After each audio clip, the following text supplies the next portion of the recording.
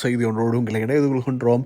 இஸ்ரேலிலே மக்கள் புரட்சி வெடித்திருக்கிறது. அது தொடர்பான விரிவான தகவல்களை வழங்குவதற்காக இணைந்து கொள்கிறோம். சுமார் 2,00,000க்கும் மேற்பட்ட ஆர்த்தடாக்ஸ் யூதர்கள் இப்போது இஸ்ரேலினுடைய ஜெருசலம் நகரினுடைய வீதிகளை மறித்து போராட்டத்தை நடாத்தியிருக்கிறார்கள்.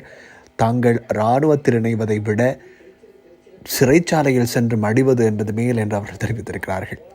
இஸ்ரேலில் இப்போது 14% அதிகமான மக்கள் தொகையாக வாழ்கின்ற இந்த யூதர் பிரிவினர் தாங்கள் இராணுவத்தில் கட்டாய சேர்வைக்குள் உள்ளீர்க்கப்பட்டது தவறான ஒரு விடயம் என்றும் தாங்கள் இராணுவத்தில் சேர விரும்பவில்லை, இனப்படுகொலைக்கு ஆதரவானவர்களாக மாற விரும்பவில்லை என்று தெரிவித்து அவர்கள் இந்த போராட்டத்தை நடாத்தியிருக்கிறார்கள். இஸ்ரேலினுடைய ஜெருசலம் நகருக்குள் நுழைகின்ற அத்தனை வீதிகளும் இவர்களால் மறிக்கப்பட்டிருந்ததாக தெரிவிக்கப்படுகிறது. சன நெரிசல் சிக்கி ஒருவர் உயிரிழந்திருப்பதாக தெரிவிக்கப்படுகிறது. போலீசார் தடியடி பிரயோகம் நடாத்தி இருக்கிறார்கள். இராணுவம் வரவழைக்கப்பட்டிருக்கிறது. மஞ்சள் நிற குண்டுகள் வீசப்பட்டிருக்கின்றன. எவற்றுக்கும் அடங்காத மக்கள் தொடர்ந்து போராட்டத்தை நடாத்தி வந்ததாக தெரிவிக்கப்படுகிறது. தற்போது போராட்டம் கலைந்து சென்றிருக்கலாம் என்று எதிர்பார்க்கப்படுகிறது.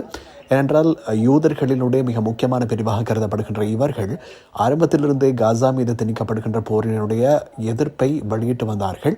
இந்த நிலையில் இஸ்ரேல் இராணுவத்தில் ஏற்பட்டிருக்கக்கூடிய பற்றாக்குறையை நிவர்த்திக்கும் பொருட்டு புதிதாக கட்டாய சேவைக்குள் இந்த சமூகத்தினரும் இணைத்துக் கொள்ளப்பட வேண்டும் என்று தெரிவித்ததன் காரணமாக நெதன்யாகுவினுடைய ஆட்சியில் இப்போது பெரிய பிளவு ஏற்பட்டிருக்கிறது. ஏனென்றால் இந்த சமூகத்தை பிரதிநிதித்துவப்படுத்துகின்ற கட்சிகள் இந்த சம்பவம் இடம்பெற்றுவிட்டால் ஆட்சியிலிருந்து வெளியேறிவிடும். ஏற்கனவே கூட 2 கட்சிகள் வெளியேறியிருந்தன. இந்த நிலையிலே அந்த கட்சிகள் மீண்டும் இணைந்து கொள்ளும் என்றும் எதிர்பார்க்கப்படுகிறது. இந்த சூழலிலே எப்படியான ஒரு சம்பவம் பதிவாகிறது அவர்கள் தெரிவித்திருக்கிறார்கள். பெஞ்சமின் நெதன்யாகுவுக்கு தங்களுடைய எதிர்ப்பை வெளியிடுவதாகவும் கட்டாய இராணுவ சேவையில் தாங்கள் ஒருபோதும் இணைந்து கொள்ளப் போவதில்லை என்றும் அவர்கள் தெரிவித்திருக்கிறார்கள். இதேவேளை தங்களினுடைய மத கோட்பாட்டை மீறி இஸ்ரேல் அரசாங்கம் செயற்படுகின்ற காரணத்தினால் அவர்களுக்கு தொடர்ந்தும் ஆதரவு இல்லை என்பதைத்தான் அவர்கள் தெரிவித்திருக்கிறார்கள். மிகப்பெரிய ஒரு புரட்சியாக இது மாறி இருக்கிறது. 2 லட்சம் பேர் ஜெருசலம் நகருக்கு வருகை தந்து அத்தனை நுழைவாயில்களையும் மறித்து போராட்டம் நடாத்தி இருக்கிறார்கள். இது இஸ்ரேல் பிரதமருக்கு மிகப்பெரிய ஒரு அடியை ஏற்படுத்தி விட்டிருக்கிறது என்றுதான் சொல்ல வேண்டும். இந்த நேரத்தில் இன்னும் சில விடயங்களையும் ஞாபகப்படுத்த வேண்டும். இஸ்ரேல் பிரதமரினுடைய கொடும்பாவிகள் உள்ளிட்ட அத்தனையும் அங்கே அதாவது எதிர்க்கப்பட்டு மிக முக்கியமாக பதாதைகள் ஏந்தப்பட்டு அவருக்கு எதிரான போராட்டங்களாக அது வலுவிருத்ததாகவும் சர்வதேச செய்திகள் தெரிவிக்கின்றன.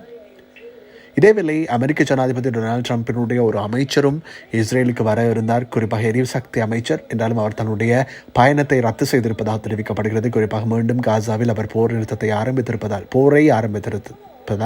போர் நிறுத்த காலப்பகுதியில் வருவதற்கு தான் திட்டமிட்டிருந்தார்கள். எனவே போர் நிறுத்த காலப்பகுதியில் வருவதற்கு திட்டமிட்டிருந்தாலும் போர் மீண்டும் ஆரம்பித்திருக்கின்றமை காரணமாக சவுதி அரேபியா உள்ளிட்ட பல அரபு நாடுகளுடன் எரிசக்தி ஒத்துழைப்பு கையொப்பங்கள் இடப்பட இருப்பதால் ஒப்பந்தங்களிலே இங்கு சென்றுவிட்டு வந்தால் அது பாரிய தாக்கத்தை ஏற்படுத்தும் என்ற காரணத்தினால் அவர்கள் செல்லவில்லை என்று தெரிகிறது.